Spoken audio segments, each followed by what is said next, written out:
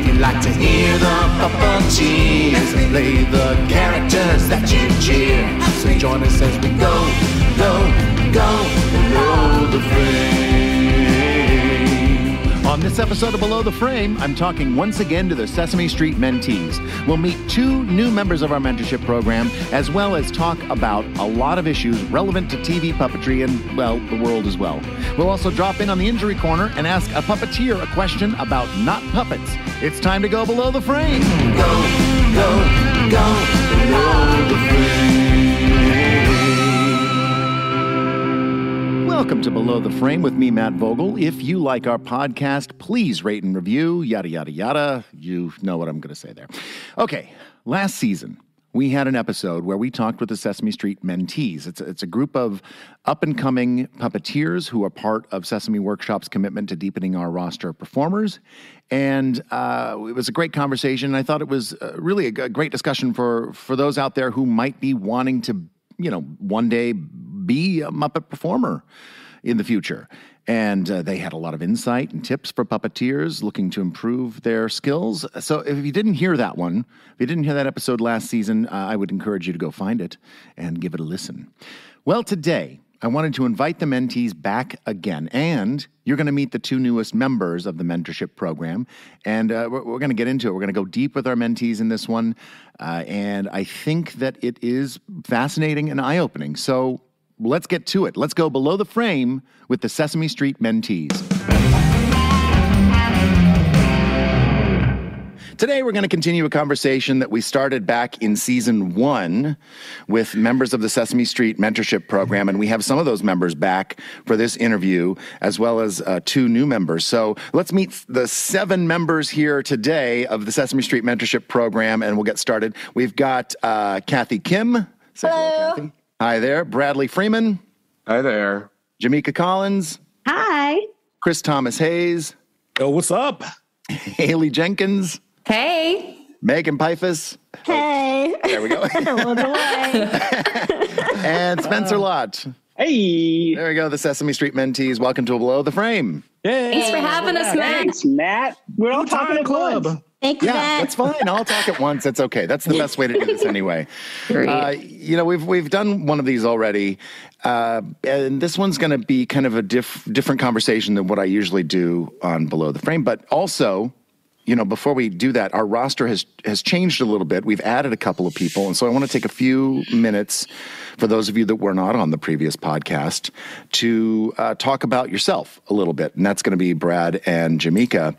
And if you could just give us let us know where you're from and how you got interested in puppetry maybe, and what brought you to the mentorship program, okay? So let's start with Jamika. Hi, everyone. Yes, I'm Jamika Collins. I am from a little town called Lexington, Georgia, in the middle of nowhere. I went to school at New York University. As soon as I graduated high school, I needed to go to the big city. So that's what I did.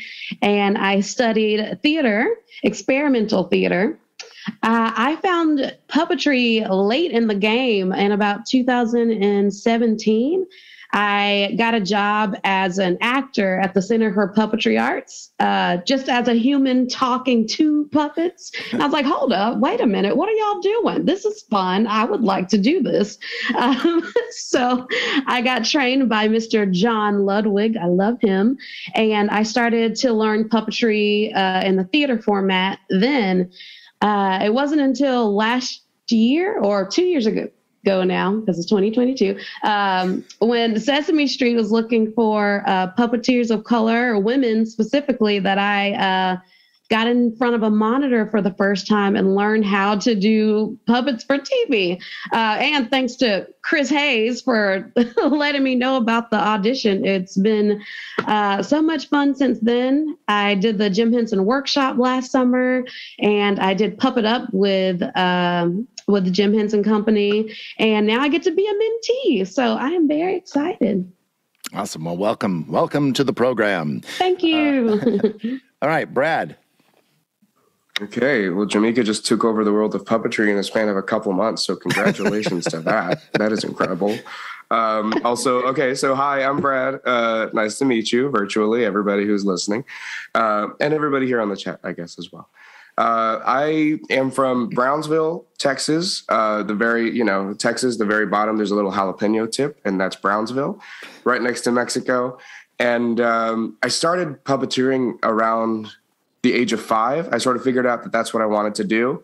And I just started doing it and kept going. And I remember seeing, I think it was the behind the scenes of like Kermit Swamp Ears or something on the bonus features. I saw that everyone was looking at a monitor. And so I got my grandma's old TV that was about, the screen itself was smaller than a sheet of paper, but the TV was the size of, I don't know, a very large Amazon package. And I like put that up on a little stand. I had a puppet and I hooked up to this camcorder to it. And I started just lip syncing I had season 1 of the Muppet Show on DVD, and I would lip sync to that. And I would do that all the time. And I would watch YouTube videos. And that was just what I did for a very, very long time until, eventually, now I'm here, a part of the men's. Yeah, long story short. Well, no, I did the 2018 Sesame workshop. That was sort of my first introduction, and that's where I met Chris, and I think that's the only person who was there on that one, and a bunch of other friends who I'm still friends with today. And then I was put on a list for a couple of years, and then I was asked to audition for Wes and Elijah. Spoiler alert: I didn't get Elijah. But I did get Wes, and that has absolutely changed my life. And so now I'm here, a part of the mentee program, and even got to work on Helpsters this year, which was fantastic. Cool.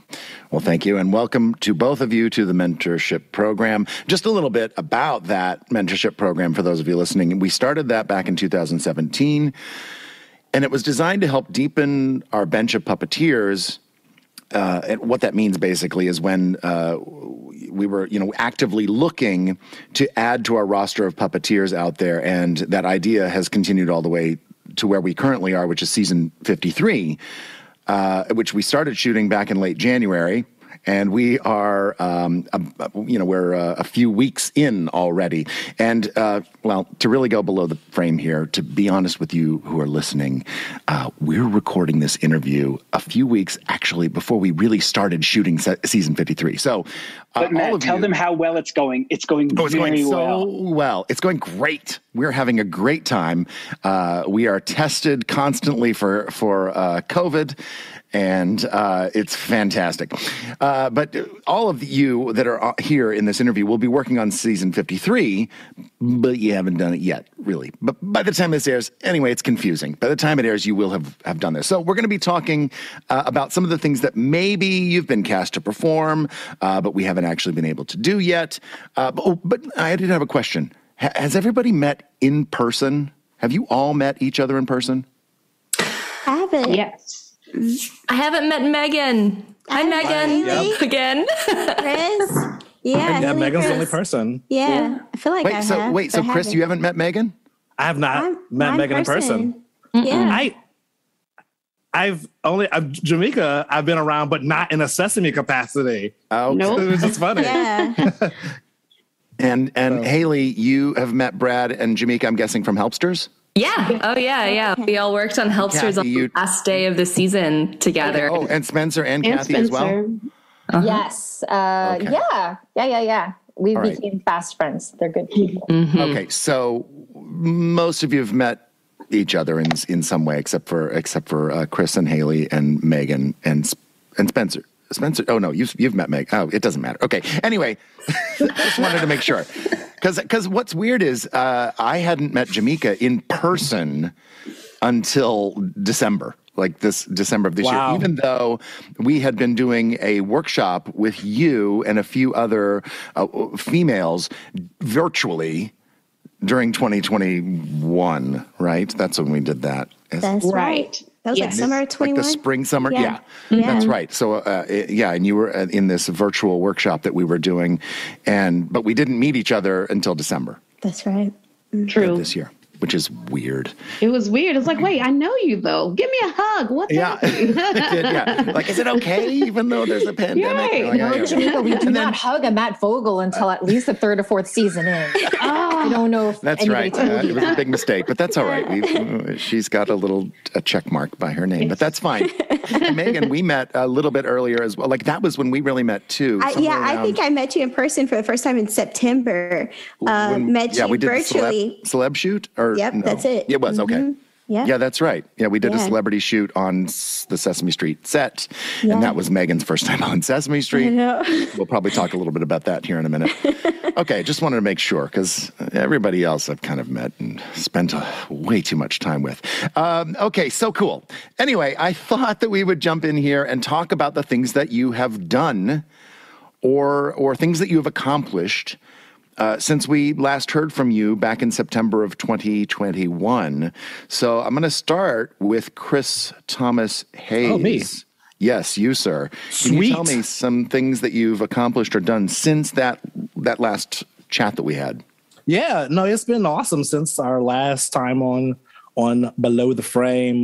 We debuted Weston Elijah. Brad talked a little bit about that. That's been amazing and a lot of fun. A whole bunch of fanfare and awesome stuff going on. We'll talk more about that later.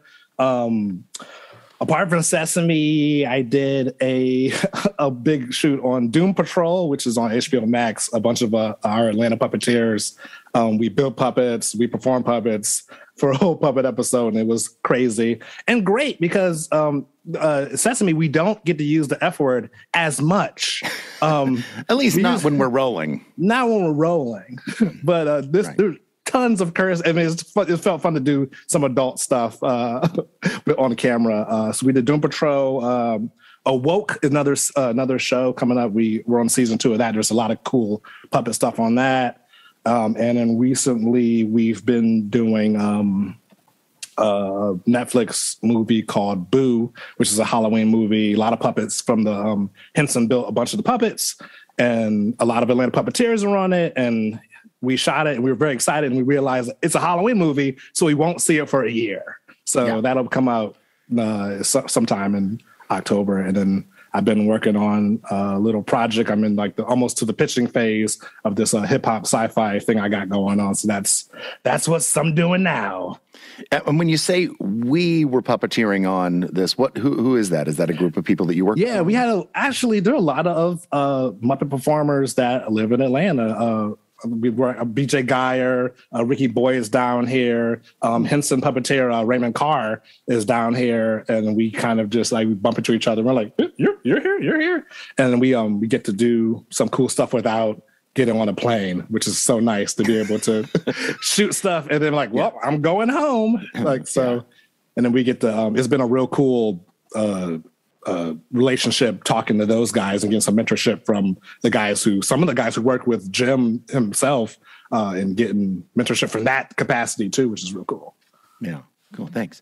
Hayley, tell us some things that you accomplished since we last heard from you back in September. I'd love to, Matt. Okay. Well, since last September, I've been continuing my journey of shooting season 1 of Don Quixote with Spiffy Pictures out in Chicago.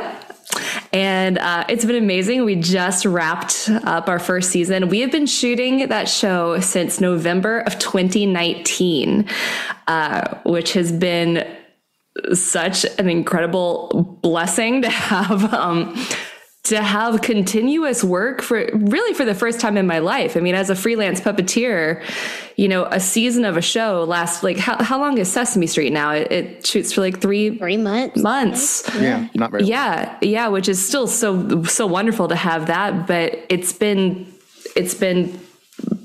maybe the least anxious I've ever felt in my life has been the last 2 years, knowing that the job continues and it continues. Now, can I ask you, Hayley, you didn't work through, there was a period in there where you had to hit pause, right? Because of the pandemic. Yes, right? absolutely. What was that time that you were on pause?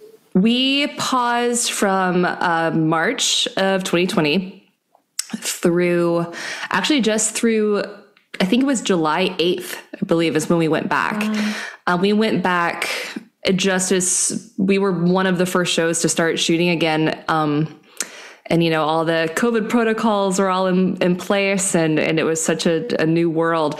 But it was interesting that getting there, since it's in Chicago and I live in New York. Well, I live in New Jersey now, but I still call it New York because it sounds cooler than saying I live in New Jersey. Yeah. Somehow there's more cred there. But so me and my husband, Paul, were both working on Don Quixote. And so we had to get out to Chicago right in the peak of pandemic lockdown. So first we drove, and we found out that driving to Chicago, it's like a 14-hour drive, but any rest stop you go to, like there would be like one rest stop open like every couple of hours, and it would just be full of maskless people. So we did not love that. And so then we switched to taking a train out to Chicago, and we did a sleeper train on the Amtrak, which was amazing. We were in like a tiny little room, and there's a little table, and the table flips up to become a toilet, which was very strange. Same table that you like put your food on, you flip up and there's a toilet hole under it. Wait, do you not do that at home with your actual toilet? Don't, no, you know. Now they've said it. Sorry, Matt, can you edit that part out? I'm sorry. Yeah, I'll take that out. Wait, what do you do when one of you had to, use the table toilet? I'm the only one who did it because Paul was like, I'm going to hold it for 2 days. Kathy, did you really want to know that answer? I know. Do I really want to share this answer? Was it late? You've already done it. Did you call it a toible or a tablet? I like tablet. I also take it again. This conversation started with Hayley. What have you accomplished? That's right. That's right. Listen, anything else, Hayley, you want to? No. I think you've done enough. Great. Let's move on. Yeah, let's move on. Megan, I'm sorry that you're following Hayley after that, but can you tell us what you have accomplished since we last heard from you? I don't think I have any travel experiences that compete with that. Oh, man, since the last time we talked, I got to meet everyone virtually, or not virtually. Everyone that I had met virtually, I got to meet in person for the most part in September of 2021. So I've been preparing, just like Jamika, learned everything, monitor virtually, starting in March of 2020 and September 2021. They said I was on the schedule to perform Gabrielle live and in person. And I continuously asked the producers, are you sure? Am I still on the schedule? Like I just did a workshop with Matt and I don't know, they may not think I'm ready. And then I found out it was a celebrity shoot and I said, okay, I don't think they're sure. It can't be right. I'm on the schedule. But it was an amazing experience being at Kaufman Astoria for the first time. We did some short digital shorts over 2 days and 4 different shorts. And I got to assist Cookie Monster, Ernie. I assisted Carmen with the AM character. Gabrielle was in 2 of the shorts, and it was by far the most magical work experience I've ever had in my life. And I was on cloud 9 for like a month straight and couldn't believe that was my job for 2 days. And I'm just so grateful for the Mentee program and getting me to that point and actually feeling ready. I was anxious up to the moment I was at Kaufman Astoria, but just seeing the magic of everyone working made me feel at home. Like it felt like family and it felt like home. Strangely, and it was my first time there. Yeah. Whew, so it's a good thing. I'm glad. Yeah. So it was an incredible experience, and I can't wait to see everything that we recorded this coming spring. In December, I did a workshop with Matt and Peter and Pam, and Jamika too. So that was incredible, getting to play again in person with lots of people that I met virtually over the summer. But other than that, outside of Sesame, since we last spoke, I'm going to do another round of financial literacy videos using puppets and music. We're going to write about 6 songs about supply and demand, scarcity, resources, budgeting, saving, investing for kids probably about 3 to 5 years old. And so I'll be writing those this spring, and we'll be recording in the summer. That's it. If you were an adult who is 51 years old, do you think I would still, I'd fall in that demographic? You think I'm okay to watch them? I think you can fall in. We'll try to make the songs. Try to hit both. Educational for everybody. Might be good. Yeah. Thank you. Thanks, Megan. Spencer, how about you? What have you accomplished since we last heard from you in September? Yeah. Recently I got to do the Sesame float in the Thanksgiving Day parade, which was an absolute dream and a blast out with some other first timers.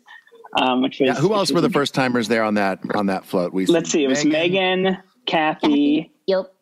Yeah. And myself and Stacey. Stacey was there. Yeah. Stacey Gordon was there. Yeah. Playing Julia. Yeah. So that was a blast. That was fantastic. Very excited for everybody. I was puppeteering. I was day playing on Helpsters, so doing a bunch of fun, weird, like one-off background characters, and doing some doubling for Tim, which was great. I'm puppeteering on a new primetime show, a new Apple Plus show that I can't talk about, but it's super weird and super fun. So I'm doing that. But now, have you technically talked about it now, or is that all you can say? Oh, based in. I have now done. Now I'm screwed. Now Apple Plus is beating on the door.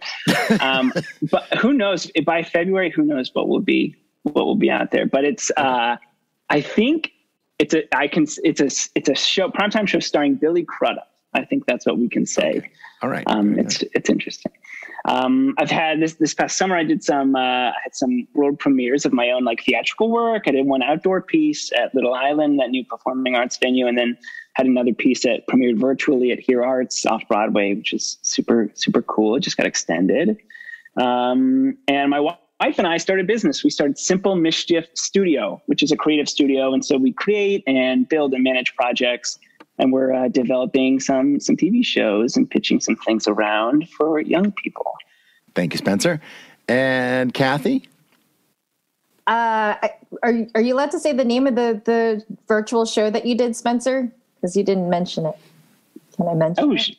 Yeah, sure, totally. I just want to mention it because I watched it on December 31st because I thought that was the last day to watch it. It's been extended, but I cried. It's called 9,000 Paper Balloons, and I cried pretty much the entire way through. And then after it was over and Brian asked me why I was crying, he's like, was it sad? I'm like, no, it was beautiful. And I just started crying again. It was so incredible. I'm so proud of you. Thanks, Kathy. On this call. Your commission check is in the mail. Cha-ching. So after a bit of a dry spell during COVID, I got to work on Comedy Central's Nora from Queens on an episode with Awkwafina, doing a big walk-around character named Tony. And I pretty much got it because any other puppeteer willing to do a walk-around was too tall to share the frame with 5'2" Awkwafina. And that is pretty much the only reason I got the job. But it ended up being so much fun. And they were going to ADR my voice with a dude, but ended up keeping my placeholder voice. So that was a blast. And she posted about me on her social media, which made me feel super cool. And then Helpsters came back for its second or technically third, I'm not sure, season. And I got to continue being Hart's right arm, which is the funnest job on the show. Getting to get a second chance at like doing it. I sort of, we felt a little bit more mind meldy with Ingrid Hansen, who plays Hart, and she's brilliant. And getting to sort of like fill out this like, this like walk around character, like kind of flesh them out is such a joy. And then we got to do a lot more one-off weird characters and speaking roles, which were super fun. And then, I also did a side project called Uri Show. Uri means ours or we in Korean, with this producer named Nari Kai, who used to be Anthony Bourdain's producer on No Reservations. And her goal is to spread the joy of Korean culture to American kids. And so we just, we did some like run and gun stuff, teaching like Korean holidays and words, but we just got some funding to try and make some more videos this year. So I get to do the puppets for that, which is really fun. And then last fall, I was given the character of Ji-young on Sesame Street, the first Asian American Muppet. She is Korean American, just like I am. And it's truly been life-changing. These last few months have been absolutely surreal, the reaction that this character has gotten. And yeah, got to do the float for the first time with Spencer and Megan. And I think that's about covers it. Yeah. We did a special. Ji-young we did like an anti-Asian hate special on HBO called See Us Coming Together. And that aired and is still streaming now on HBO. Matt. Thank you. Thank you for the plug. And we will we'll talk a little bit more about that later. I do want to ask Jamika and Brad, since coming into contact with Sesame Workshop in this manner, being a part of the mentorship program, and for Brad being cast as Wes, what have you accomplished since that happened for you? What have you done since your journey started here very recently? I know, Jamika, I'll start with you. You said you did the Henson workshop out in L.A., and then you got to do Puppet Up from there. Can you expand on that a little bit and maybe give us a little bit of information? What else have you done since last year's ball got rolling for you? Yes. Oh, man. It's crazy because it feels like it was so long ago that I even sent in that audition tape to you. But then it's like, wait, but I just met you. It's just crazy. So yes, I did Puppet Up at Not Scary Farm in Buena Park, California, which was I think was really great as a new puppeteer with monitor work, because I had 3 weeks of training with the Jim Henson workshop. But when you are thrown into an improv situation 20 times a night and you just have to pick a puppet and people are throwing out crazy suggestions to you, some that could not be aired on Sesame Street ever in its lifetime, it's like, you can't even think about monitor anymore. It's just performance and character and voice, which I think was such a great way to just jump into what I had learned in 3 weeks. So since then, I got to work with a lot of lovely people on Helpsters, which was, it was terrifying. My first day, I remember being so scared. But then I saw Kathy Kim, who was so nice to me. And I still remember seeing Stephanie DeBruzzo, and I was like, oh my gosh, she was on Ubi. I love her. And she talked to me, and I was like, oh, she's talking to me. I was such a wimp. And I just fell in love with everybody so quickly. We fell in love with you, Jamika. Kathy. It was just wonderful being able to assist, because that's where I really got to see how people who've been puppeteering for years get their minds focused into what they're doing, and just being able to watch and be right there was just great. It was so great. What else? Well, a lot of people don't know this, but I am the associate producer of the Center for Puppetry Arts. So when I'm not doing on-camera stuff, which is very new, I'm back in Atlanta working at the center, doing auditions, holding auditions and scheduling and doing all that stuff at a computer. So two separate worlds. So that is what I've been up to since then. And still, and I did the workshop in December with Megan and Tori and some other wonderful puppeteers that I got to meet, where we got to learn 3-camera for Sesame Street, which I was very nervous about, but it's so cool because it feels like being a cat chasing a laser. I know that's funny. You're right. You know, that's true. So in December, we had a small workshop with a few people that were invited to do a 3-camera workshop. And it kind of came out of, I think it kind of came out from me, my realization for Megan, that on that day in September when she showed up to do Sesame Street, she had only ever done something in 3A, really, right? And it was only single camera stuff. And you were suddenly put into this position where, now the cameras are switching live and you have to change your focus. And I thought, oh no.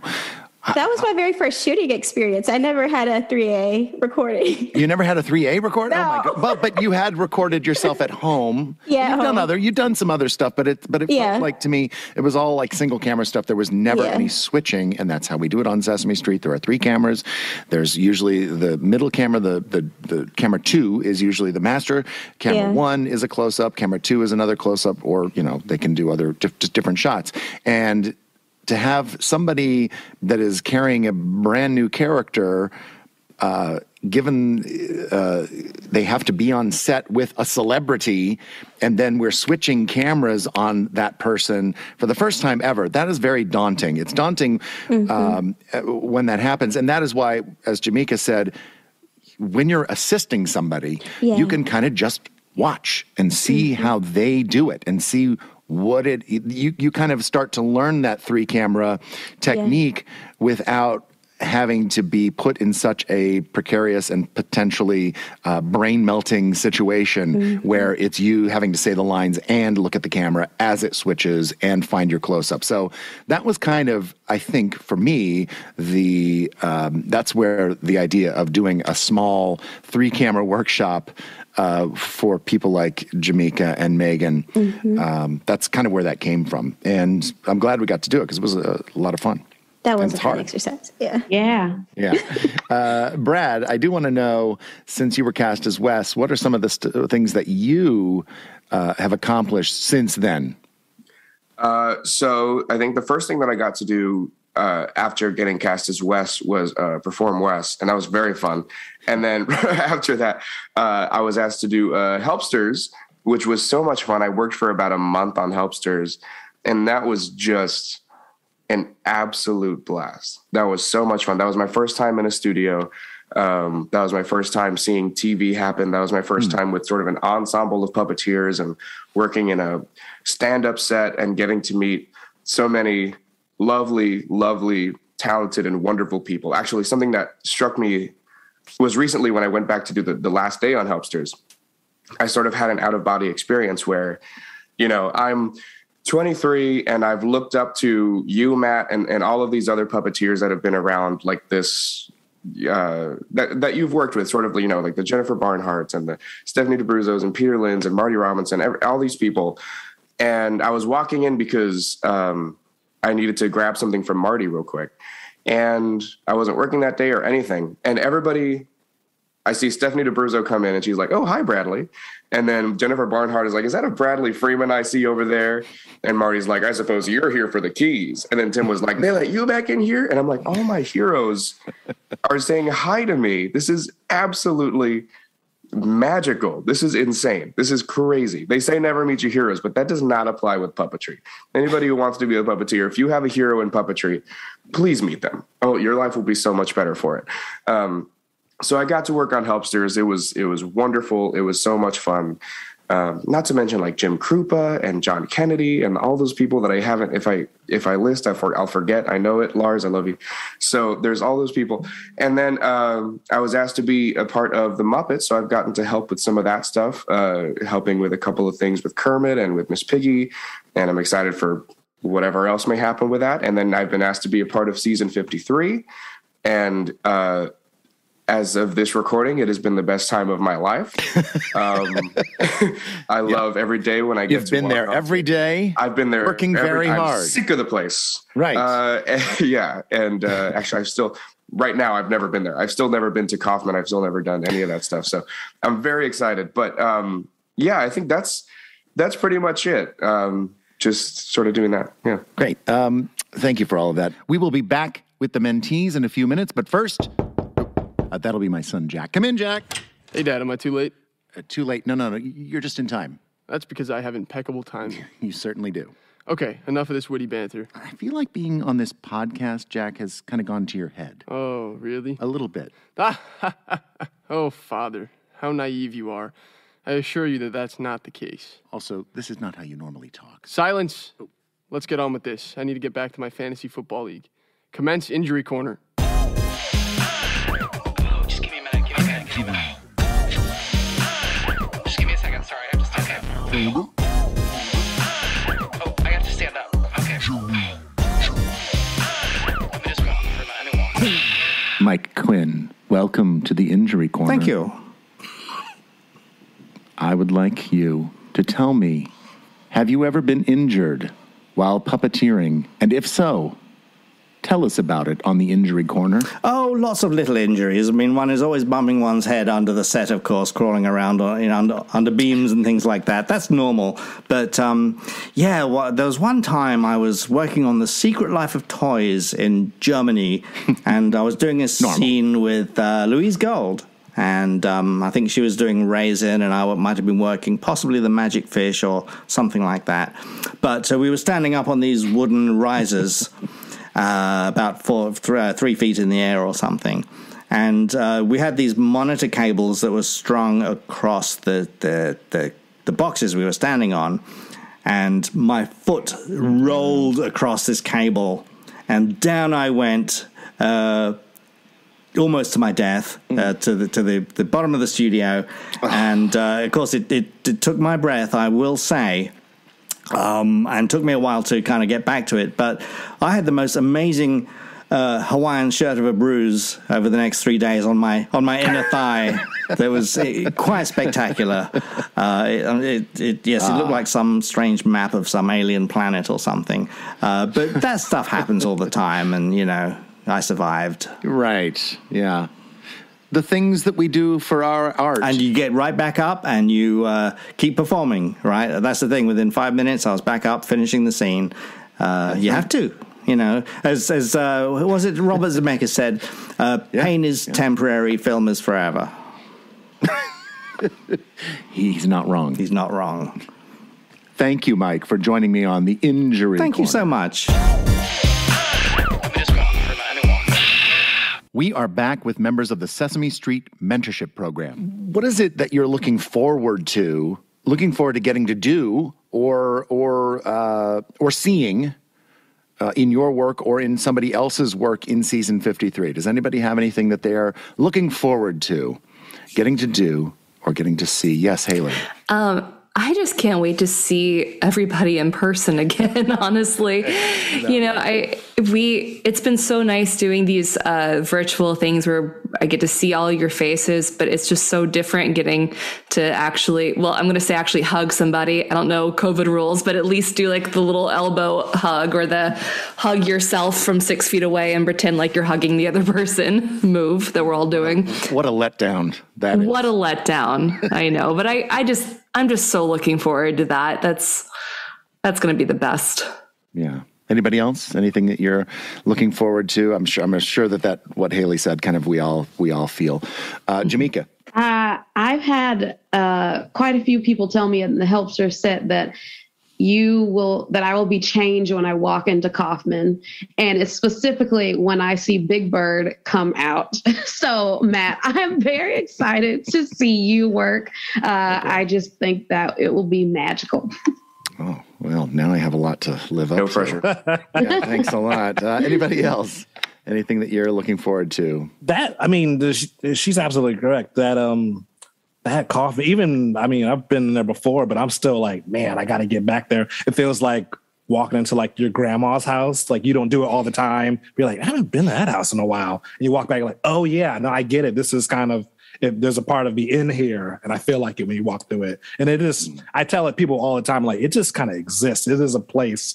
Like it doesn't feel like it's a bunch of flat walls. It feels like it's an actual place. You're like, I haven't been there in a little bit, so I'll be looking forward to that. Yeah. I'm looking forward to hanging out with everyone in Elmo's room. So Elmo's room for everyone is the place where all the Muppeteers hang out in between shooting or when, another shoot is happening and you're not involved. So I feel like I haven't spent in-person time with most of you all. So I can't wait till our time to just hang out together. I want to be there when Bradley and Jamika come into the set for the first time. Yeah, it's pretty cool seeing somebody walk into the set for the first time. Yeah, I'm excited to see that. Yeah. Kathy, I think you are with me on my first day on the set. That's right. We're working together. So please hold my hand and we'll walk into it. I cannot wait. Okay. Just wanted to make sure. That's Brad and Jamika, you are the newest members of the mentorship program, but you've also been cast in two pretty significant roles starting in season 53. Can you tell us about that? Let's talk to Brad first. Brad, what role are you taking on for season 53? So for season 53, I'm now taking on the role of Tamir, and I'm going to be helping to bring him to life from here and take care of the character.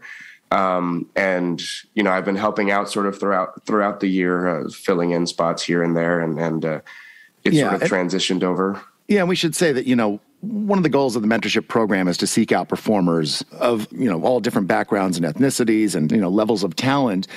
And it's not really necessarily meant to be a permanent gig. It's a program, and then at some point, whether it's your choice or whether we kind of push you out of the nest, you are kind of given your own opportunities, or opportunities come to you, and that's what's happened for Tal Bennett, who created the role of Tamir. He has chosen to kind of he's had some new opportunities come his way, and he is moving forward doing that. So he's kind of moved on from the mentorship program, and of course, we all love Tal, and we wish him good luck. And but in doing so, we've had to recast Tamir with and we held an audition and kind of didn't just give it over to somebody. We held a legit audition with several people, and Bradley kind of came out as the person that seemed the best suited for that role. And we know that you're going to handle it with empathy and with great care, and you're going to take good care of that character. That's the plan. Yeah, that's the plan. Yeah, that's the plan. But that's one of the things you'll be doing in season 53. Jamika, what about you? Yes, so I have been cast as Grandma Nell. Ooh, y'all ain't ready for Grandma. She is Tamir and Gabrielle's grandma, who lives in the apartment, not with them, but I think in the same building. And I am super excited. I still remember, Matt, when you called me and I could not breathe. And I definitely yelled, "Shut up." I was like, wait, I just told Matt Vogel to shut up. She told me to shut up. I did. And he was like, no, I want to tell you this good news. I'm not going to shut up. I'm going to tell you what you did, what you've gotten. No. So you're playing Grandma Nell, and this is a puppet that hasn't even really been designed yet, or I'm sure she's been designed, but hasn't been built yet. It's a brand new character. Yes, brand new. Very exciting. Yeah. So we all have things that we need to work on in our TV puppetry, let alone in our lives. But we're going to keep it small for now. I don't want to, keep your life things private. Okay, Spencer. You hear that, Jane? Yeah. Okay. Yeah. So we all need to work on things in TV puppetry, and you should know what that is. You should all know what that is. Anybody have something that they are working on in their television puppetry, be it trying to find center of frame or whatever it might be? What do you got? I mean, I have so many things. So many things. But, I feel like as I've had more speaking parts this year, I've noticed like one thing I really want to work on is just being more mindful about where I'm throwing my focus if I'm not like actively listening or actively talking. Someone who does this really well is Hayley Jenkins, actually. It's one of the things I noticed about you. Like when we first met, stop it. Hayley is really clear and purposeful with all of her focus and her movements. There's like not a superfluous, there's nothing superfluous or unclear about like what her puppet is doing, where their focus is. It's always just like clean and purposeful and efficient. I mean, not to say that she's a robot. She's like a brilliant actor. And like she fills out her puppets like with so much life and character. It's beautiful. But like, it's really sweet, Kathy. Thank you. You're amazing. And so one of my goals, besides getting my head out of the dang frame and working on my just physical strength, I feel like I need to work on, and making braver choices. I think we can all do that, is to be more like Hayley Jenkins. Oh God. But just in terms of like clean, purposeful focus and movement. I want to jump in on that and say I want to be more like Kathy Kim, because my thing that I was going to say that I really want to work on is live hand assisting. I've been very, very, very fortunate for these past 2 years to be working on this one show doing a lead character. But because of that, I feel like I've gotten really out of practice with assisting, specifically with live hand assisting. And when we don't have any live hand puppets on Don Quixote. But when I came in and stepped in and did helpsters for like, I think total I did like a week and a half. It was awesome, but something that I was really, really watching was Kathy, your assisting of Heart is so bold, yet not leading. It's just like, nothing seems like you don't have any hesitancy, yet like you're not taking over. It's kind of like a weird balance of being bold, but not preemptively making a movement that your lead puppeteer isn't going to do. I wonder if that comes from, Kathy, you had mentioned before, if that comes from getting to work again with Ingrid, and kind of you now know her, not tricks, but you know the way that Ingrid moves inside that puppet and how she gestures with Heart. And maybe that is some of it that allows you a little bit more confidence, freedom, whatever you want to say. Is there anything you would... Yeah, confidence and freedom for sure. We like definitely... and thank you very much, Hayley. But yes, there is something to getting a chemistry with like the performer that you're assisting. We definitely formed like a vocabulary.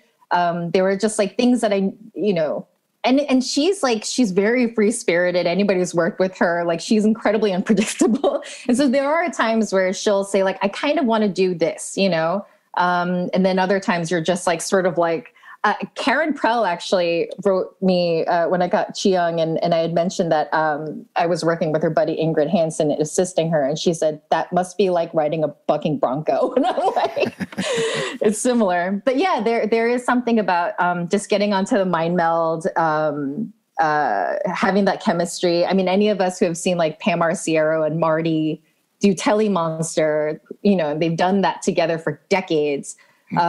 There's no lag. There's like, it's like, they read each other's minds. So yeah, maybe after decades of helpsters, if that happens, we'll be even better. Well, it is true that performers, some Muppet performers are unpredictable. David Rudman is one. I used to right-hand him for Baby Bear for years. And, when you would think he was going to point or when you would think he wasn't going to point, that's when you would point, and it was always wrong. Like, I was always wrong. But then I kind of got into the rhythm of it. It took me a couple of seasons to go like, oh, here's what I need to do. And I kind of like, just like you say, Kathy, mind melded with him. And there are other performers like Joey Mazzarino I've right-handed for a lot that are very predictable. Like I know exactly when he's going to point, so I know when I don't point, or I know when I can take over the gesture, and he's fine with that. So there are a wide variety of different kinds of performers that use their live hand. Go ahead, Kathy. Oh, Johnny Kay, who is one of the best assists in the world. I'm going to say he is like the best assist in the world. His general philosophy with right-handing, he told us, was to just like, you almost have to just turn your brain off and just be absolutely present. Because like the second you think like, oh, this is what they're going to do, or this is what they always do, or the second you're in your head, you've either missed it or you've made a prediction that may or may not be true, because you're like, it depends on a totally different individual, you know? And so you kind of just have to like turn off your brain and just sort of like focus in on the present moment. And I feel like that's helped me a lot too. Chris. Well, I'm absolutely 100% agreeing with assisting. That blows my brain. My God, I hate it so much. But you hate it? I hate it so much because it stems from a bigger problem is that my brain is putting a lot of I'm always putting pressure on myself to deliver because I think it even goes back to like when I'm in a fast food restaurant and there's a long line, you wait in a long line and then you get to the front and you're like, I have to order exactly what you can't be like, well, what do you guys have? I am like that, Chris, where I do feel like, guys, we've been in this line. There are people behind us. Right. Let's get it together. I understand what you're saying. Well, what kind of chicken do you guys have? No, not that. And so you need to know what you want to order now. But I get it. But even when I'm not assisting, like my thing is when I have even hoots, who I've done now for like it's almost 3 years.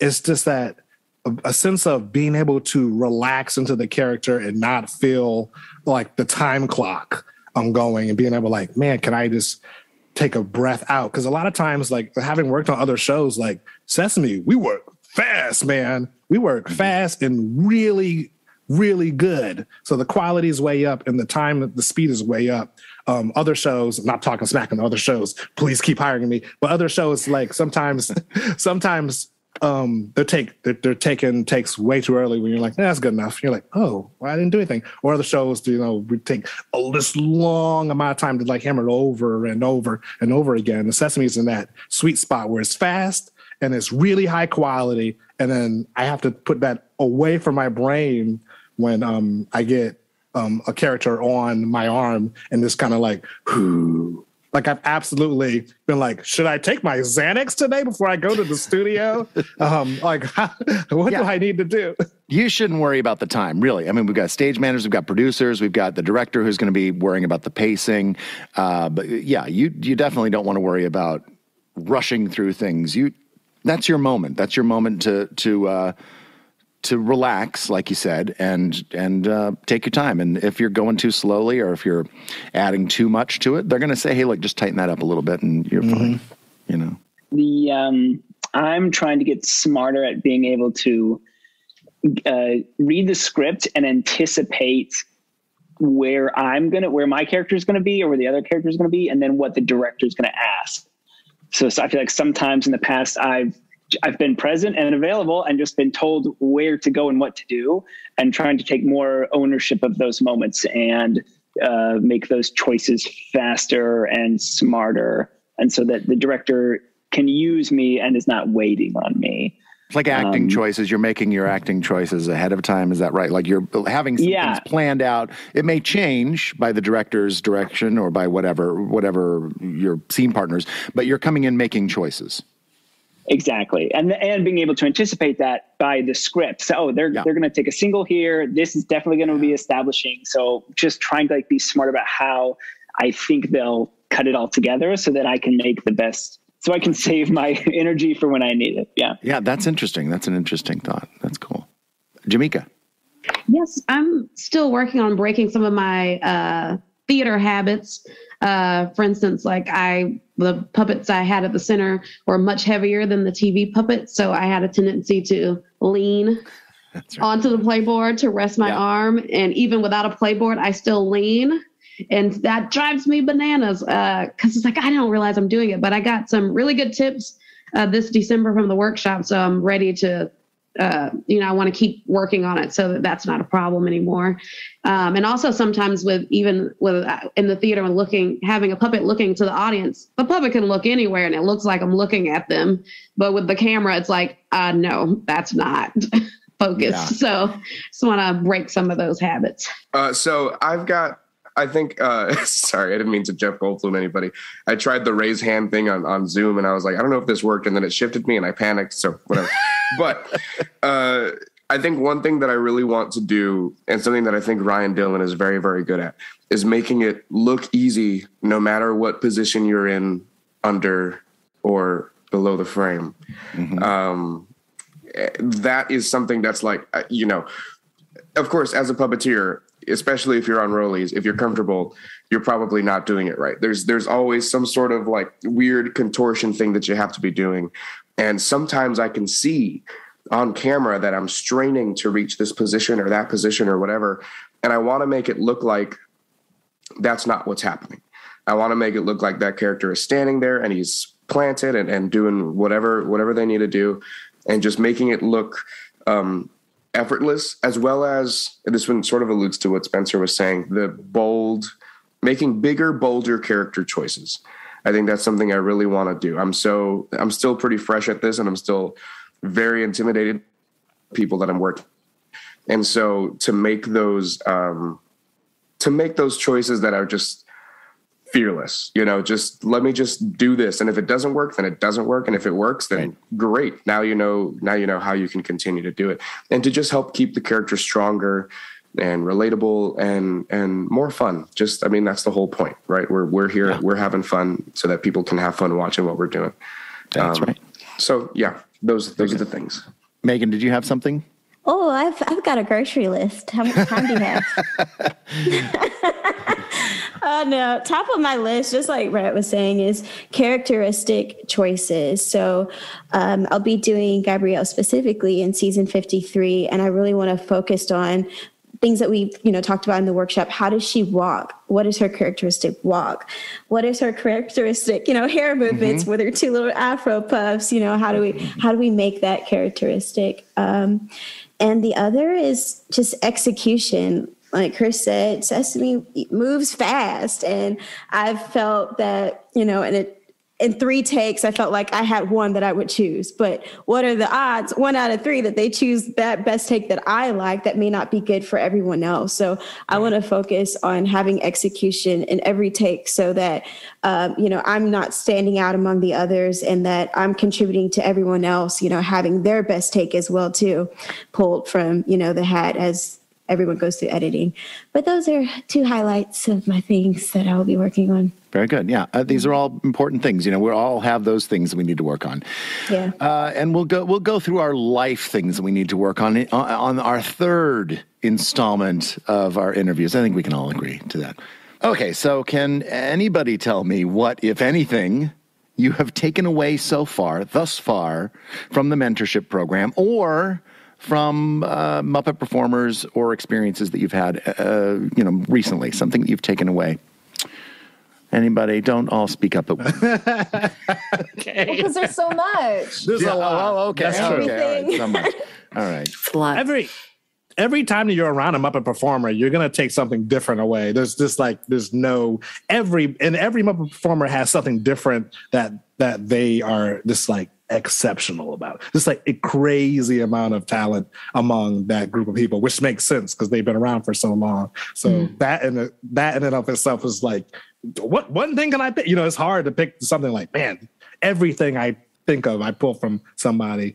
As far as the mentorship program is concerned, I started performing here and there on Sesame before I was a mentee. And when I became a mentee, it was just that the community of the other performers in the mentorship program it made such a difference. Even just being on set with everyone, I was like, whew, man, it's so crazy to think that you could do it without having contemporaries and colleagues around you in the same kind of like bucket. Like, we're all in this together, y'all. And it's just like night and day when you go other places. Anyway. Yeah, because listening to the other episodes of Below the Frame, you realize that no one else had that, what we are lucky enough to have right now. And I mean, it's really scary, even with the camaraderie and the community that we have. So I can't, it must have been so much harder. It sounds like it was so much harder for everybody coming up, when they all were. Mm-hmm. It feels like they had like one or 2 other people, like, well, I came in with so-and-so and that was it. But we have like 6 people. So here we have like permission to be the newbie amateurs and mess up and learn. And we have like permission to be like, oh, I didn't know we weren't supposed to do that. Everybody else like coming up when they did in like the 90s and the aughts had that same sort of luxury of, not that we think of it that way, obviously, when we're on set, we're like, oh my gosh, we're going to get fired at any moment. But we have that, and it's right. They had that thing like, I messed up one time and now I'm a welder in Michigan. No, you're not on the Muppet. I don't do Muppets. I'm a welder. That's it. Like, oh man. I pointed when Matt pointed at the same time. That was it. I was a puppeteer for 1 week. Oh yeah, I will say it's been so awesome. Whenever we are all on set together, having exactly that, where we do have a little bit more of an allowance to mess up and have it be kind of almost okay. But being able to have each other there, other mentees there to go to, I mean, I can't tell you how many times I've gone over to Kathy or Spencer and been like, oh my God, I just did this incredibly stupid thing and I'll never work again. And I'm gonna, it's just all the time, but having that camaraderie and that community around you, just to be able to get those energies out, those uncomfortable energies of, oh my gosh, I totally screwed this up.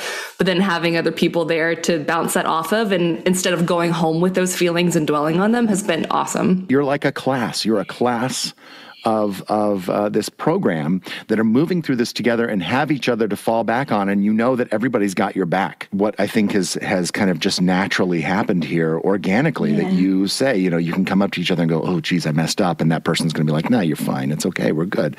To have somebody there to bounce ideas and thoughts and fears and everything off of, I think that's interesting. I didn't really realize that until right now. That's really cool, and I'm really happy that happened. Yeah, it's nice.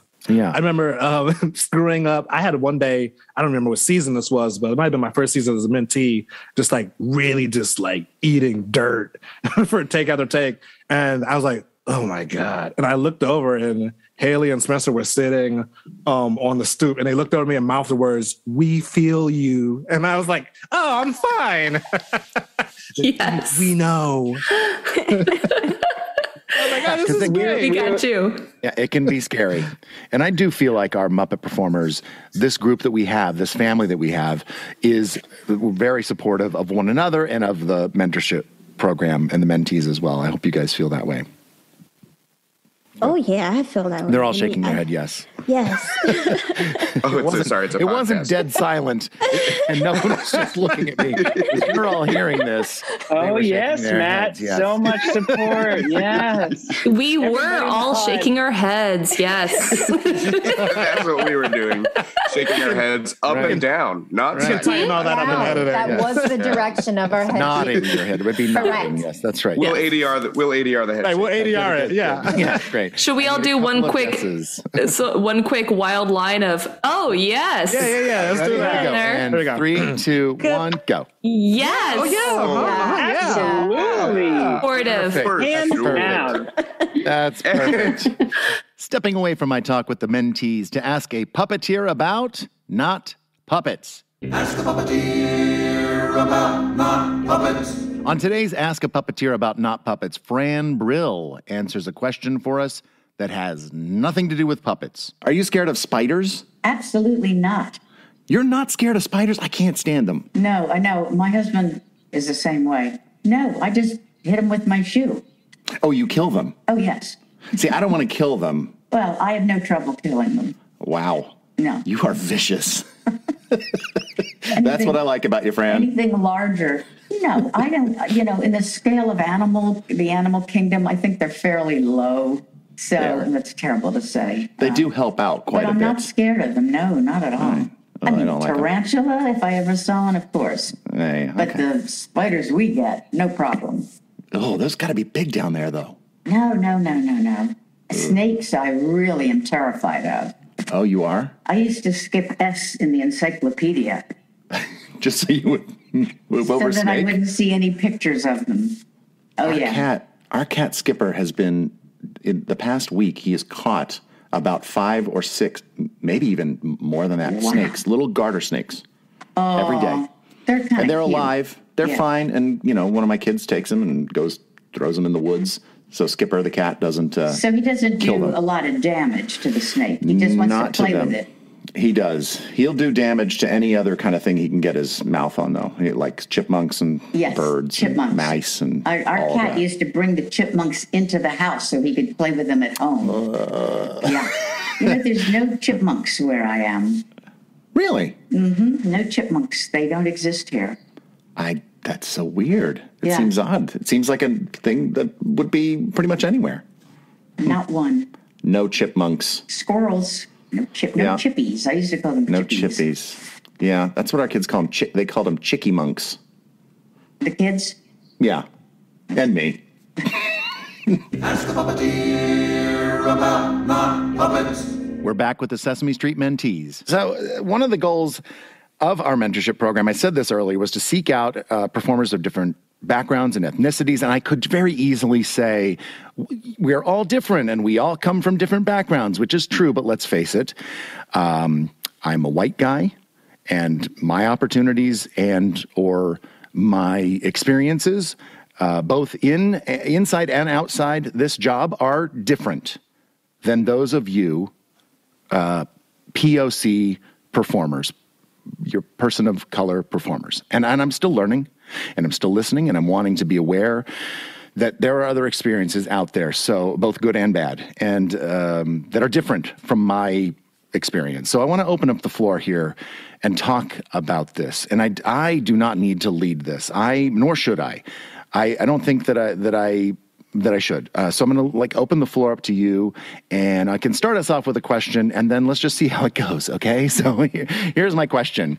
If you would please, can you share your experiences as a POC, a puppeteer of color in the TV puppetry world, or if you have another relatable experience that might be informative, could you please share? Yeah. This is Chris Hayes. They can't see us. Right. Yeah. That's a good point. I've been a puppeteer professionally since 2006. We started with theater and then moving into television as of lately. And in most places I've been, theater-wise or anything else, I've been probably the only person, if not maybe another person of color, in those places. And the only exceptions being when you would go and you would do August Wilson or, something of that nature. Usually when you do something that is built around race, you find yourself surrounded by directors and producers and writers of color. But when you're, the more you walk towards mainstream and especially now professional with TV and film, it's everything. It has some amount of a white filter on it. And what I mean by that is that at the top levels, you're a lot of your writers, your producers, people who are putting the shows together, or people who are white, and they are writing those roles for you. And it's even though it feels like it shouldn't affect puppets, it does affect puppetry too. But man, let me tell you, go into some of those auditions without a puppet, and you get the breakdown of what you're reading. You're like, oh my God, guys, another drug dealer? Drug dealer, gang member, lowrider. I'm like, I read for all these things, and you start to go man, there's got to be somebody in charge of putting out what this image goes out to people, because that's very important. I'm not even talking about kids stuff. That'd be crazy if it was, but adult stuff. But even for the kids stuff, it's the same way. It's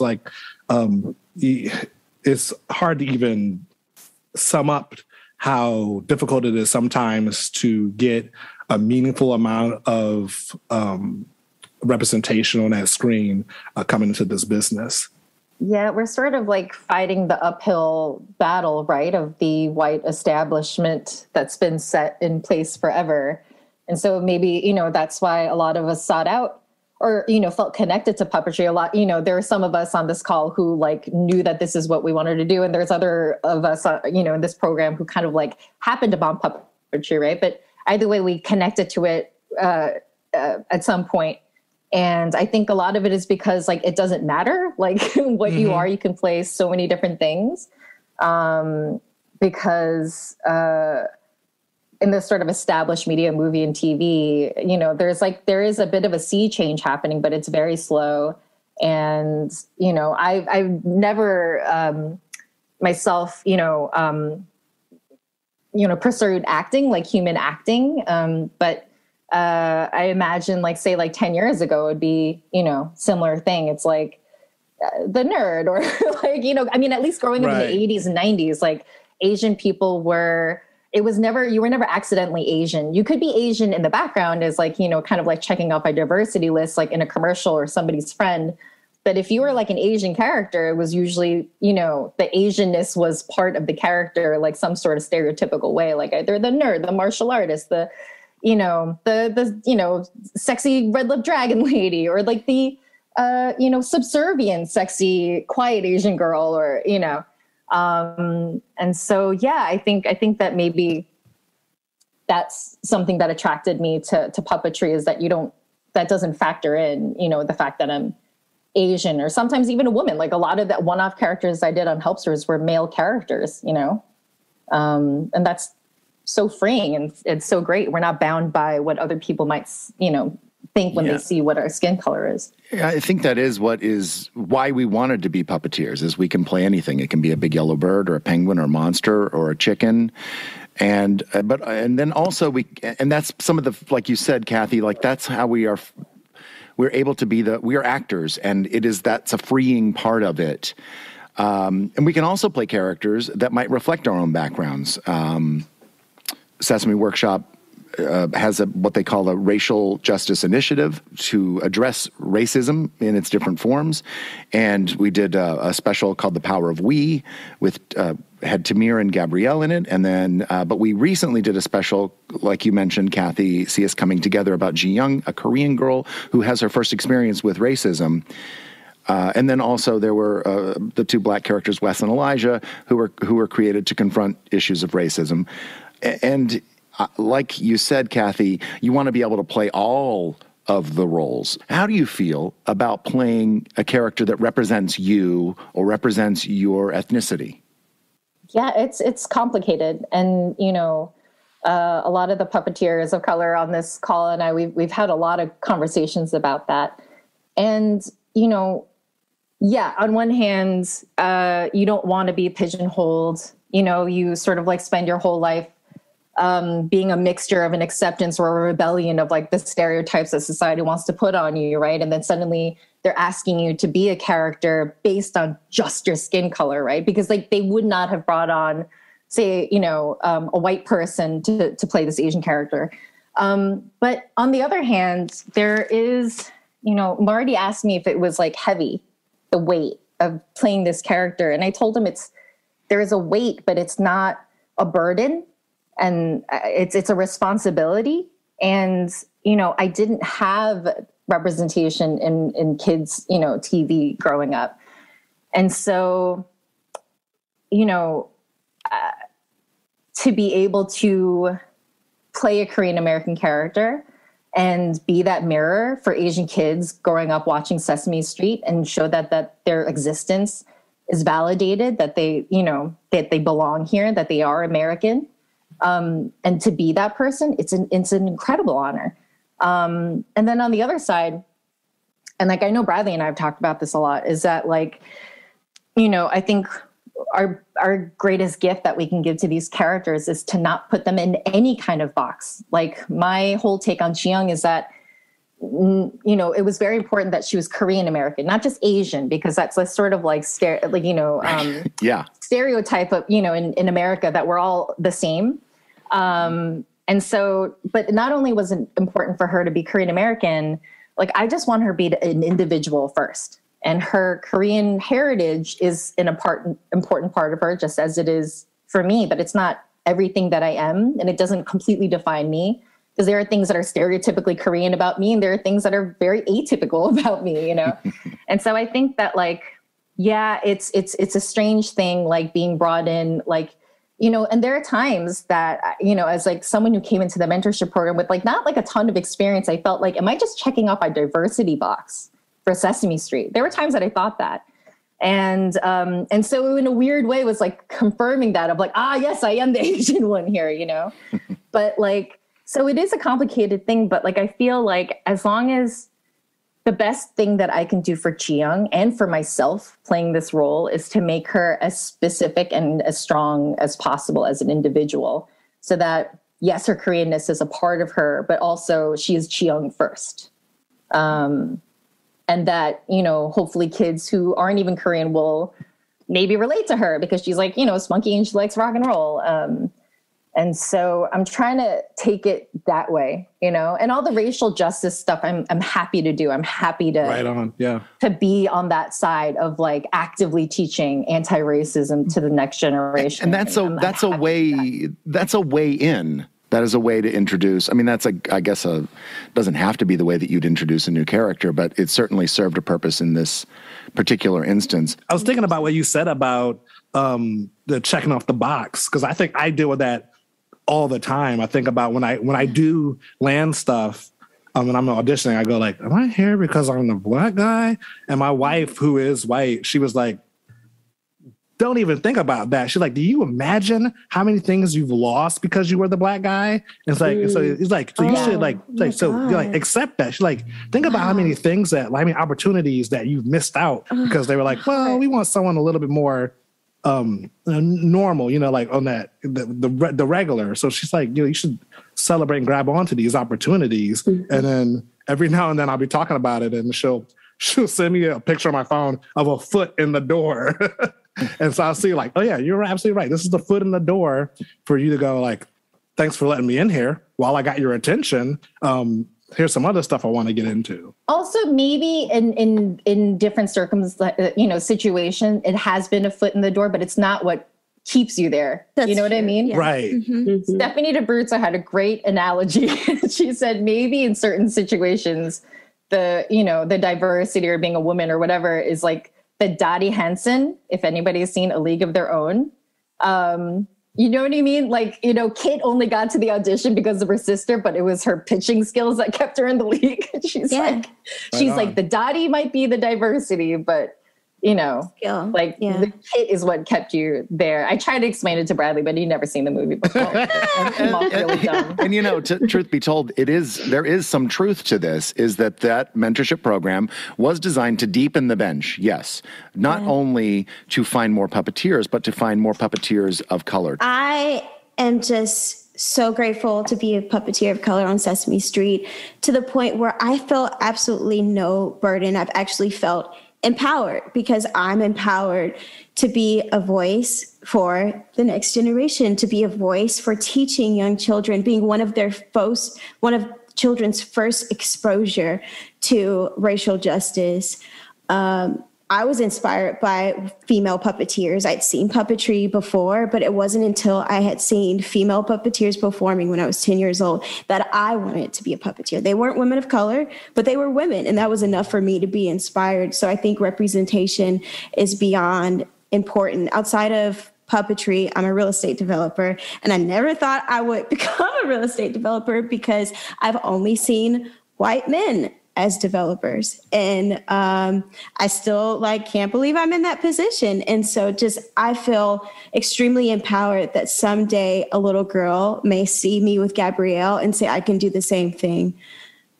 That's absolutely right. Like growing up, like Sesame Street was why I went into production. Mm-hmm. But like anytime you see behind the scenes stuff, it's like white men, for the most part, puppeteering. And you're like, oh, that's a cool thing that they get to do, but that is not my world. That is not my world, you know? And it could be subconscious as well, too. You don't realize that you've already counted yourself out. Mm-hmm. Absolutely. I had an experience at the Center for Puppetry Arts that changed how I thought about a lot of things. I've always loved doing performances for kids, but I've always been an out front character. But it wasn't until I did a show called Tall Tales where I was... I played a bunny rabbit who was a boy. It's like a white bunny, and I used a boy voice. And you didn't see me for much of the show. But at the end of the show, I stood up and bowed with a puppet on my hand, and they realized that it was me. And I remember hearing this little girl say, oh, Mommy, she's brown like me. And I was like, okay. It's before I could get off the stage, the stage manager was already like, I heard her and wait here because I'm going to go find her. And I found her and her mom was just like, we did not know you were a black girl. Thank you for doing this. She wants to be a puppeteer. And I showed her around. I love her. And I still remember what she looks like. She was so sweet. And I was like, that right there is exactly why I do this. I didn't even know that's why I was doing it. But from then on, that's what I think about is her, because she had never seen a Black puppeteer before. And so I'm excited for Grandma Nell and for people to see, like, look, a Black girl's doing this. We got Black people in the house, y'all. Look at us. You know, being a puppeteer is pretty niche. Being a television puppeteer is even more niche. Yeah. And being a person of color within television puppetry, I mean, how much more niche can you get? I mean, do you want to, anybody want to talk about that and your experiences? Oh, it's incredibly crazy to think about the amount of people under the frame who look like me or look like, you know, that you connect to in your race. Because like you said, like the times are changing. So now we're seeing those behind the scenes kinds of videos coming forth. We're actually seeing the puppeteers working. We're starting to notice, like, wait a minute. They don't look like me, the guys who are in there. And so seeing like growing up, I promise you, this is not something made. Growing up, I always looked to Noel McNeil. Anytime he did a character, I was like, that voice. Eureka's Castle and Bear, I was just like, who is this guy? Puzzle Place, all of his characters were characters I automatically connected to before even knowing who he was. And then finding out like, oh, there's something there in the connection. Of course, Kevin's characters connect to those. And one, they're great puppeteers who do great characters. But two, there's that connection of like, man, they share the same thing with me. And that was as a tiny kid, I would get those toys out of the McDonald's bag, like, ah! But it's something, and it does matter. You would think it's just your hand and you're doing a voice, but like you can tell there's some kind of Spider-Man-y multiverse connection between I'm spoiling stuff for it'll be on DVD by the time this comes out. Yeah, that's right. For between you and the people in it matters. And like, you know, like Noel wasn't, you know, the bear didn't have a race, you know, like Magellan didn't have a race, but it's like opening up this like sort of community industry up to people of color and reaching out to people who thought that this world didn't really previously, you know, belong to them, I think is incredibly valuable for just puppetry as a whole in general. Like, I remember Jamika, like I saw one of your first characters that you did on like Helpsters. I guess like we can't talk about the episodes or whatever, but like Jamika had like this like cute little, you know, one-off character. And not necessarily, and it was like a monster. It didn't have a race or anything like that, but there was just like a warmth and a texture to this character and her voice, just like Jamika growing up as the Jamika in Atlanta, or, you know, outside of Atlanta, that felt like a different voice that I had not heard in puppetry. And I'm like, this is why we need this. It's not just to fill out the roles of color. It's not just to like tick off a box, but it's like it behooves the rest of puppetry to move forward and like just be more diverse and bring in, like, if we bring in more voices, we just all get better. We like grow and we progress, you know, because otherwise it just stays the same, you know? Yeah. I try to remind myself that I am niche to make myself comfortable being myself and not imitating everyone that I see around me because, oh, I know that works. They do that. Let me do that. No, I can bring my unique characters, my unique background, and that's why I'm here. That's one of the things that you had asked, Matt, like what we had taken away from the mentorship before the break. And, you know, honestly, one of the things that took me many years here to kind of absorb as a lesson and seeing it's 14 core performers, right? It's 14, about 14. And, like seeing how different you guys all are, like how different each one of your journeys has been, even just like the way you have, even just like methodologies for performance, for puppetry, for technique, for acting, are all very different. And so that's kind of like, it took years of like figuring out that there's no like monolithic, perfect puppeteer. Like, and it's sort of this year, we started absorbing and giving me kind of like forgiveness to be like, oh, I don't have to be like any one of these people. They all found their own ways. And I can figure out what is going to make Kathy Kim, you know, like valuable or unique. Or what I can bring, because it's not necessarily going to be any of these people, but like everything that you guys bring is completely unique and valuable. The same goes for all of you, is that you have your unique voice, your backgrounds, everything that you bring with you to that room, to that set at that moment is unique. And it's truly your own. And like Megan is saying, to bring who you are on that day, whether you're playing Gabrielle or whether you're playing Penguin number 4, it doesn't matter. That's what's the beauty. I think that's some of what is the beauty about being a puppeteer. Is that we really truly are getting to the point, or we're really trying to get to the point where we are just all under this umbrella of puppetry, and we are playing all these different roles,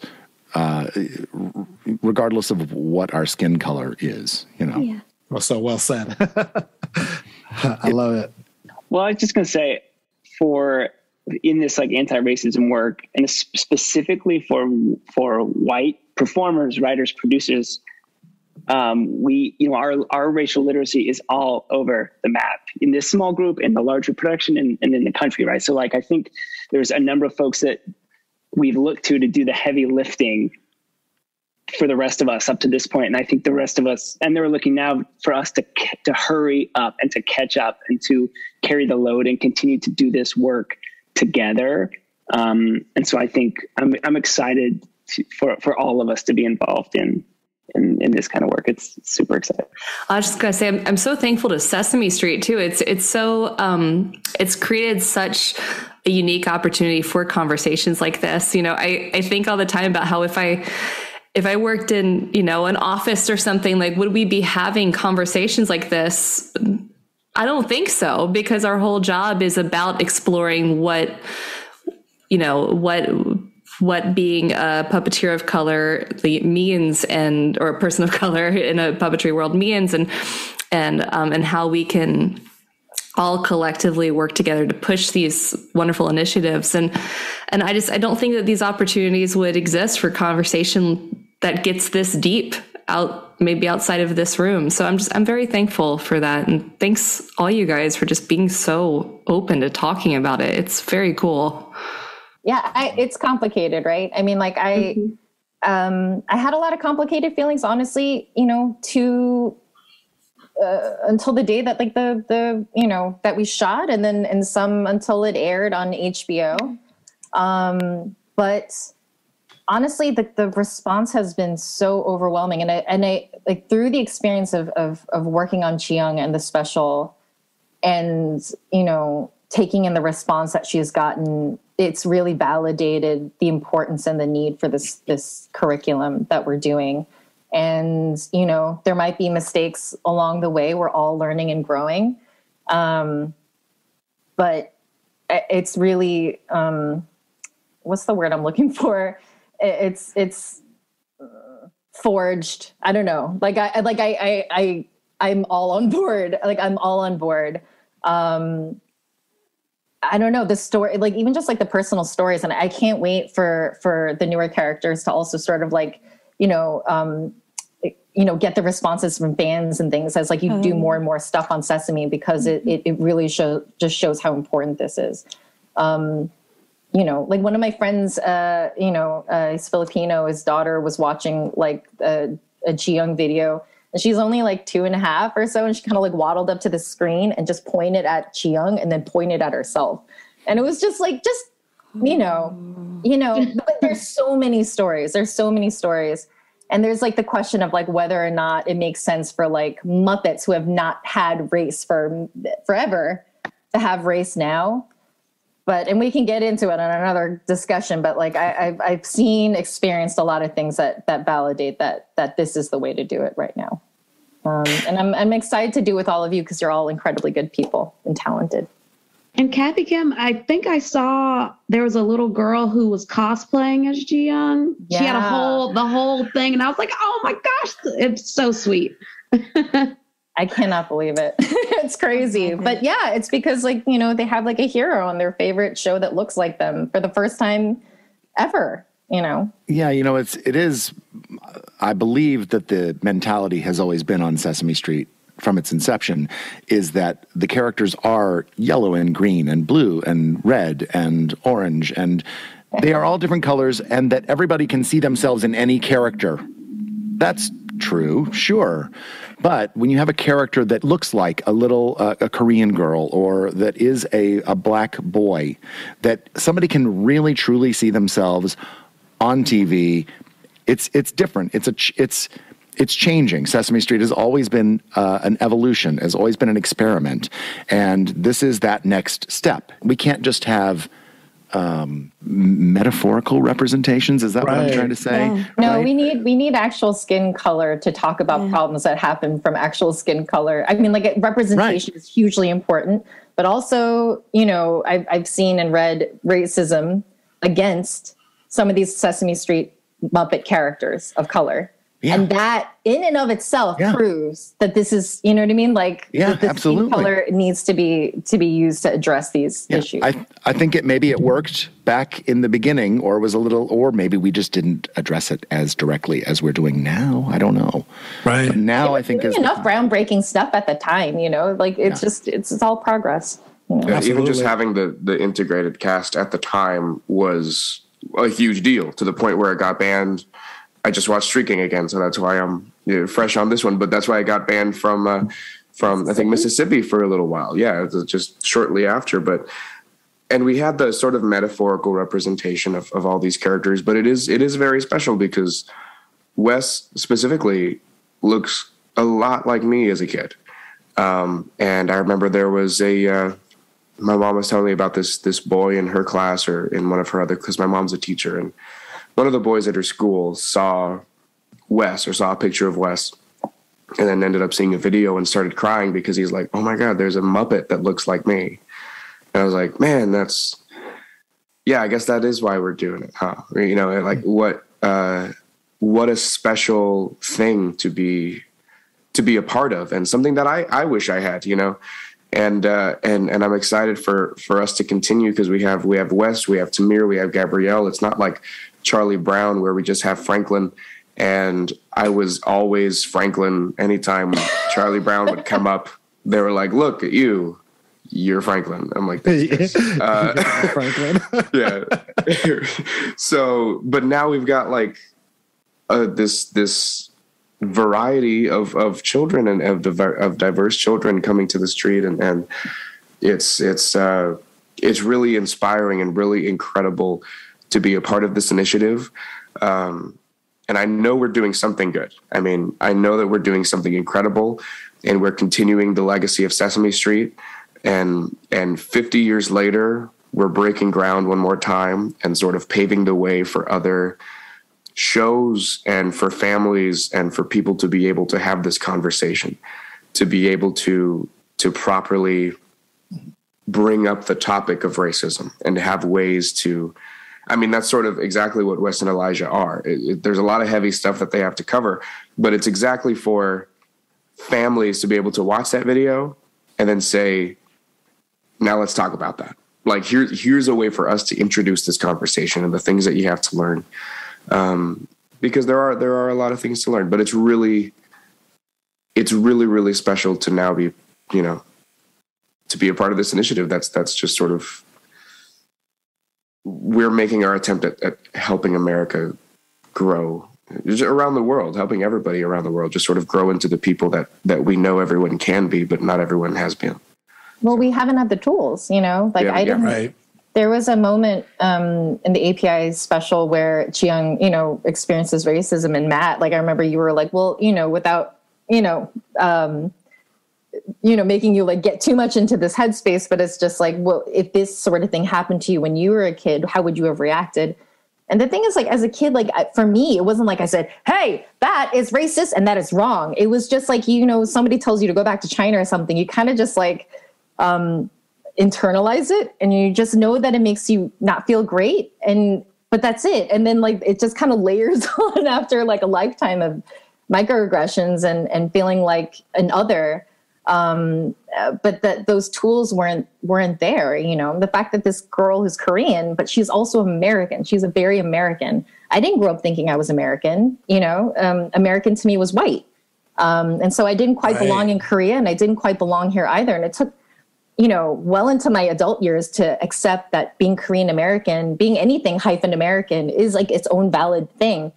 And how much quicker I would have gotten there if Cheong existed when I was a kid. But it's like, that's what it is, right? It's like racism has always existed since like there have been different races in America or whatever. I don't know. I don't want to get into the history because I'm not a scholar, but like almost to say that like, giving the tools means like talking about it and addressing it explicitly in a way that, we haven't done in children's television ever. It's all been, which is what, it's all great to say like, we're all one, we're all the same, we're all equal, we can all be friends. It's all great stuff. But, to give the tools to fight racism, we have to explicitly talk about it. And that's gonna, create some growing pains. So there's been great response to it, but there's also like, it's been a mixed bag of reactions, and I completely understand why. It's growing pains, Those other reactions that you're talking about are interesting because there was a couple that came out when Wes and Elijah came out that sort of just exemplified the problem that we're trying to solve, right? There was a lot of fragility in a lot of the responses that was being exemplified. And it's like, look, we're not saying this is anybody's fault. We're just saying that this is a problem right now, and we're trying to solve it. And the way that we solve it is by talking about it. And if you don't want to talk about it, then it's never going to get solved. And that loop can continue on into eternity. But the bottom line is we have to talk about it. And it's not all about you. It's about us. It's about us as a collective, as this American experiment. Same way Sesame is an experiment, right? The democracy, everything, all this whole thing is an experiment. We're all still trying our best to make sure that it happens, that it goes well. And obviously, systemically, some things are not exactly equal still. And we need to be able to bring that to light so that we can fix the issue. Because otherwise, nothing's ever going to get done. And we're going to have the same way we've always had the two Americas. And we need those two to become one so that we can all just sort of grow together equally. We're going to solve racism, season 53. Yay! I just want to acknowledge that Kathy has been a huge part within Sesame Workshop in creating platforms, discussions, weekly, regularly, for us to have persons of color throughout the Sesame Workshop, not just puppeteers, producers, writers, for us to get together and voice our concerns. And honestly, Kathy, you've been so patient with me because I haven't always felt like talking about it. So yeah, thank you for creating that platform for us. Oh, it's not to squeeze talking out of you. It's just to have like a safe space to like listen and be heard. And yeah. Right. Yeah, no, it's we've had like these, we've unofficially called them the rec room because it is the race, ethnicity, cultural, but it's, it's like the puppeteers of color, it's the writers, producers, directors of color. And we all, every once in a while get together because I think it's important for us to just have a safe space to work out complicated feelings. And then also just feel like, that our voices are being supported, even if we're not at every single meeting or at every single table read, that like at least we're bringing each other's sort of agendas and wishes and hopes and concerns like everywhere we go, that we're all sort of like a united front to make sure that we feel like we're being heard and that our representation is being used for more than just like our skin color. And it's been great. It's everybody's like, I don't know, like I love these people so much, and we all understand that there's like, it's not a perfect process, but as long as we keep in communication and talking and listening, that we can make this the best that it could be. But yeah, I love this group of people very much. It is a very complex issue. And obviously, we're not going to solve it here. We're not going to solve it in season 53. We're going to give it our all. I will acknowledge I have learning to do, but I think the first step in that is acknowledging that, and I don't know everything, and I am open and willing to hear my friends, and I consider you all friends. And so, we can walk down. Yes, Kathy, even you. Wow. So we can walk down this road together and change the world, I mean, it's like one little Chi-Young cosplayer, one little like kid who looks like Wes at a time, you know, one little girl who saw a brown girl puppeteering in Atlanta, you know, it's like one at a time. Unbelievable. Yeah. I love all of these stories that you've told, and you guys you're awesome. So we're gonna move from this conversation now. Unless anybody else has anything to say about this, does anyone have anything else to say before we leave this? Go, I just say, I think of like when we create content, not just with Sesame, but everyone. It's like making food. When you make food and you say everyone can eat this, they start to think about their place in line, and so it's really important when you go like, I made this food for you. This is a meal for you. And so I thank you for all the folks who are out there making content at any level. If you're just a YouTube person who's listening to this, I just make YouTube videos, or you have a television studio and you want to make something, this is really, you're doing good work, and you guys keep on out there, keep doing it, and keep listening to the podcast. It's a great podcast. Oh, gee. Thanks, Chris. So both people that listen to the podcast will, hopefully one of them owns a studio and one of them creates for YouTube. I have no idea. Okay, here's what we're going to do. We're going to do a rapid fire like we usually do, except this is going to be a rapid fire Ask a Puppeteer About Not Puppets mashup. Okay? Is everybody ready? Yeah. I think Here we go. so. Kathy Kim, who... Yeah, you're first. Who or what makes you laugh the most? Ooh.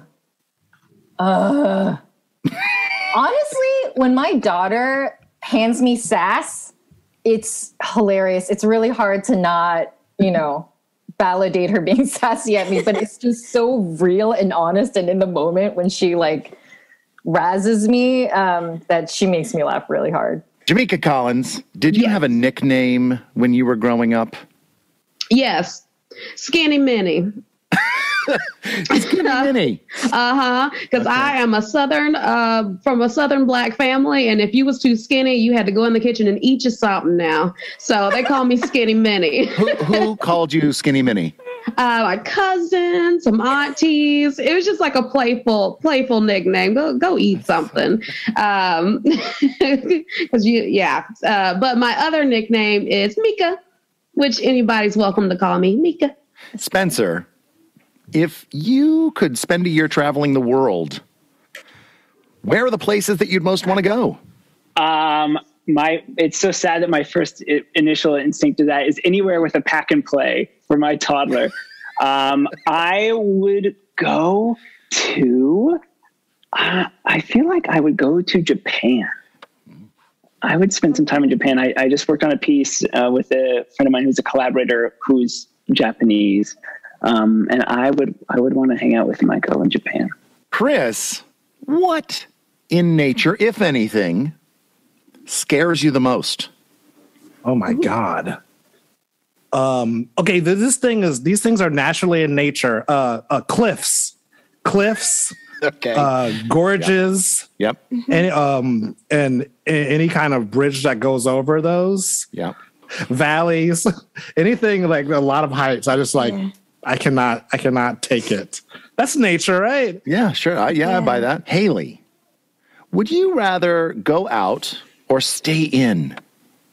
Oh, is this during COVID? Well, okay, yes, I should say, not during. Like the world is your oyster. Would you rather go out or stay in? I'm going to say I'd rather go out. I'm not a big like nightlife person, but I love being outside and I love pointing out every dog that I see. And you can't do that when you're indoors. That's true. Megan, you can only listen to one song for the rest of your life. For the rest of what my is life? it? Oh, you gave her the hardest one. It might be. So I know this answer so quickly because I play it out every Christmas and I don't get tired of it, which means I could probably listen to it 365, 7 days a week. And I'm so embarrassed, y'all. It's Last Christmas by Wham. That's fine. That's totally, I thought you were going to say Grandma Got Run Over by a Reindeer. But Last Christmas is great. Yeah. Last Christmas. Brad, Your question is, when will the pandemic be over? Thank you, Matt. I've been waiting for this question. No. That's not your question. But this is for both Brad and Jamika because we have not heard this from before. And this is our last question. My friend and mentor, Jerry Nelson, once said to me, Sesame Street's great, but always have something that is yours, that is your own, that you create. That's all mine? Yeah. Goodness. Every time I listen to the podcast, I think of what my answer would be for this. And spoiler, I still don't have one. I still don't have a good answer. But I think I have, you know what I like to do a lot? I love to just do my own random little editing projects. I love to take, different scenes from The Office and turn it into a horror movie. I love to make things make random parody posters. Like I put my own characters into Back to the Future movie posters. I love to, just do random little creative things. And then I don't write music, but I love to play music. That's another really fun pastime. And it's not my own music, but I love to do it. That totally counts. How do you play that music? On a piano. On a piano. So you play the piano. Yes. Yeah, that is a totally legit answer. Thanks. That's good, right, guys? That was a good one. Yeah, that's a good answer. All Thanks, right, everybody. Jamika. I would have to say it's my now. I'm on vacation mode. Have been since I started TV puppetry, but I have an Etsy shop called Mika's Craft Shop where I make wreaths, holiday wreaths, or wreaths for your birthday, or wreaths for your bar mitzvah. I've done all of those things. And my favorite thing that I have in my shop is I make little tiny Harry Potter not Harry Potter. I mean just deathly, a different, what I mean. Magical student. Magical ornaments for your tree in whichever colors you happen to like. Magic school. Very good. Yes. So that's something cool. That's all mine. Thank you. So Jamika Collins, Bradley Freeman, Kathy Kim, Chris Thomas Hayes, Hayley Jenkins, Megan Pifus, and Spencer Lott, the Sesame Street Mentees, thank you all for being a part of this mentorship program. And then also thank you for joining me on Below the Frame. Appreciate it. Two-timers club. Yes, again. Thanks, Matt. Yeah. Thank you. That's it.